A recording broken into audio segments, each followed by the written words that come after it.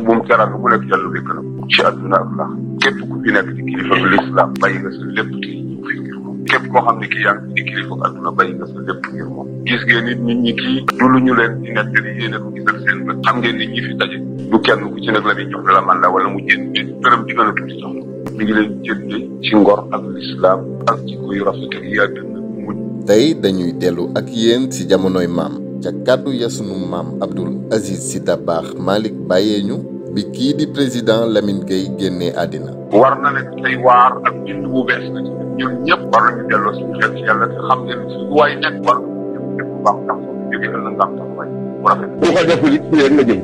amul kekki ayna man saadu wa shaadu wa banaw halaka al kullu falam tughni al xulal ayna aadun ayna firawn wa man malaka al arda wa walla wa azal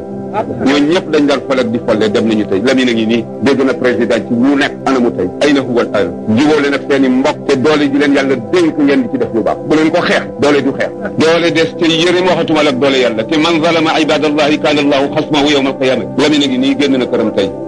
junni yaa tees ba mu daan toog ak jóg adduna yëpp di dégloog jeex na dara amatul tey lu dul ñeent fukki Ixlaas ak benn ak di ko yaakaaral njëgal ci yàlla di ko ñaanal. maam dund na barki démb teewal démb ba ay kàddoom tey taxaw temb di wax ak képp kuy jaamu yàlla mu xeebu lool wala doon borom daraja. góorgóorlu leen adduna du kër adduna du kër adduna du kër teranga ñu leen yàlla jox bu leen ko walbati ko def ko gannaay di ko xeexe seeni morom waxatuma la fekk sa mbokkum jullit ngay dal ci kawam pour doole buñ la dénk te mu war la ëllëg dees di rocc ci doole ji ni ki Lamine nga ñëw tëdd fi dootoo man dara say bokk duñ la waxal lu baax dara jaru man waxuma politique waxuma pour ñu applaudir dama leen di wax ne man mi wax ak yéen ñi déglu nañu fab loolu def ko suñu kanam xam ne bés bi kenn ku nekk mi ngi la nit te xamuloo ni day dikke lan la ñu xam ci biir Lamine fi mu nekk léegi ku ci xam dara